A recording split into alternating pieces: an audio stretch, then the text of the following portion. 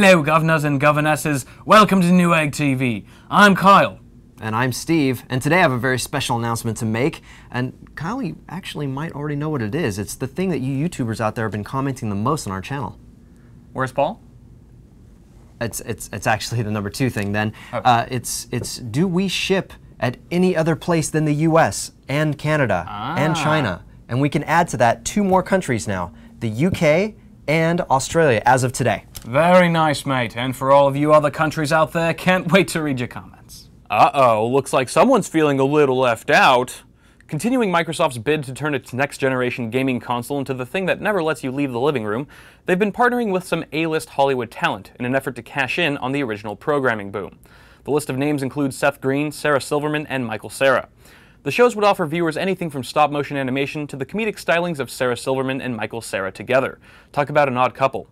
Perhaps seeing the success of Netflix's original shows has made Microsoft a little jealous, and they'll grab anything that looks good at this point.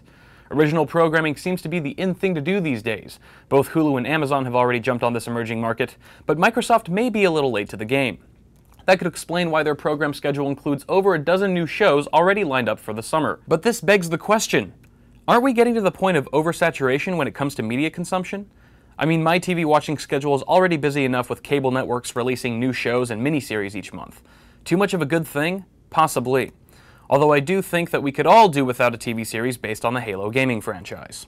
For those of you who run server systems, 2 big upgrades are coming your way. First, Seagate has released details about their whopping 6TB Enterprise class hard drive, featuring a 120GB cache, 7200 RPM spin speed, 12 gigabit per second SAS, and 6 gigabit per second SATA interface options.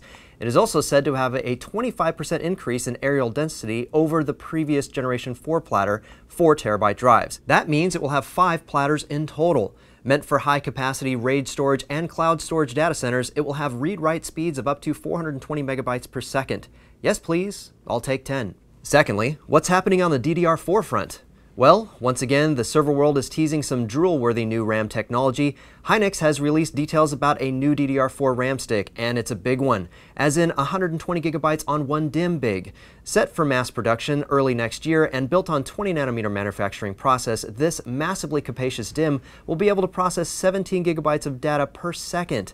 128 gigabytes is a hell of a boost from what's currently available, a paltry 64 gigabytes on 1 DIMM. It will also save power by running at a lower voltage than DDR3, down from 1.35 to 1.2 volts.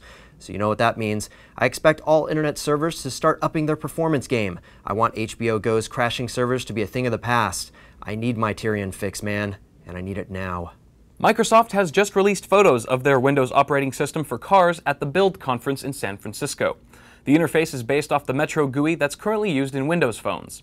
It's meant to sync seamlessly with Windows phones and is said to be a direct competitor for Apple's CarPlay, that was also showcased recently. Now you can even be more distracted when you drive as you try to bring up that damn charms bar to get to your system settings. Yes, officer, I was just trying to log into my account to use Microsoft Maps. I also had to watch this 30-second ad for Bing and repeat the words Rancho Cucamonga several times before it understood what I meant. As cars become embedded with more sophisticated interfaces, we are bound to become more distracted.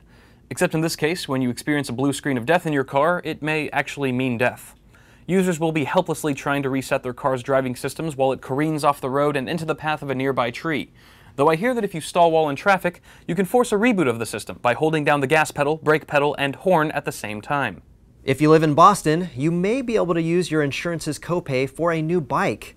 Seriously, Boston doctors are now able to prescribe a new bike membership for patients as an acceptable way to promote a healthy lifestyle.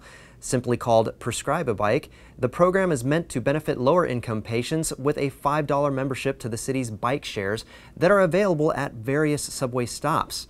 Patients who get the prescription will also get a free helmet, and advocates of the program are hopeful that it will encourage people to use the low-cost form of exercise that would have been out of their reach before.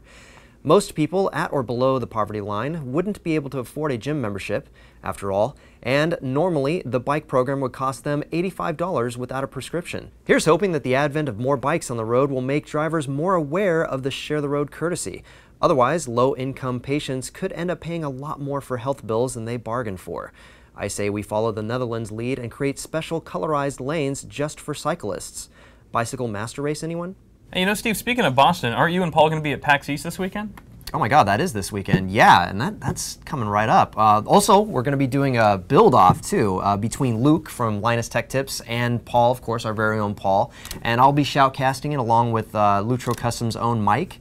So it should be very exciting. Very sweet. And there's actually a link in the description below where you can go and vote who you think is going to win the build-off, whether it's going to be Paul or Slick from Linus Tech Tips. Slick, also known as Luke. He's got several aliases.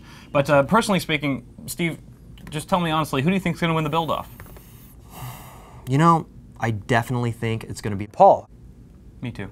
All right, guys, that's going to wrap up this episode of Yolk'd. Thank you guys so much for tuning in. Don't forget we have Yolk'd now twice a week. That's on Tuesdays and Thursdays, Q&A on Wednesdays, and the Alt-Tab live show on Friday. And actually, this Friday is a very special episode. This will be the final episode with Joanne, and she'll be hosting it along with Jenny. So Very stay tuned for that. Single tier. Thanks again for watching, guys, and you've just been Yolk'd.